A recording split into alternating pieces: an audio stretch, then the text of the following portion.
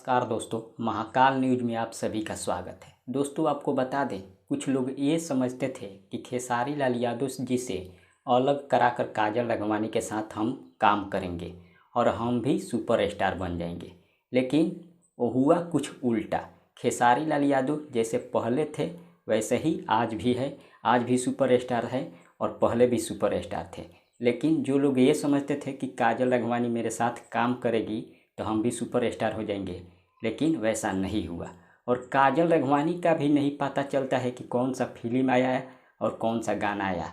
काजल राघवानी आजकल भी दिखाई भी नहीं देती है और फिल्म भी आता है तो पता नहीं चल पाता है कि कौन सा आया। लेकिन जब खेसारी लाल यादव जी के साथ में काम करती थी तब सभी को पता चल जाता था कि यह फिल्म आने वाला है। आपको कुछ सबूतें दिखा दें। कुछ दिन पहले खेसारी लाल यादव जी का एक फिल्म का ट्रेलर आया था, चोरी चोरी छुपके छुपके, जो कि 2 चैनल पर अपलोड किया गया था, एक एससी फिल्म्स, एक एंटरटेनमेंट रंगीला पर। आपको बता दें, दोनों चैनलों पर खेसारी लाल यादव जी का ट्रेलर इससे रिलीज किया गया था और दोनों चैनलों पर 1-1 मिलियन व्यू क्रॉस कर गया था। वही काजल राघवानी और चिंटू पांडे का ट्रेलर आया है कल का, जो कि एक दिन में मात्र 3 लाख व्यू गया है।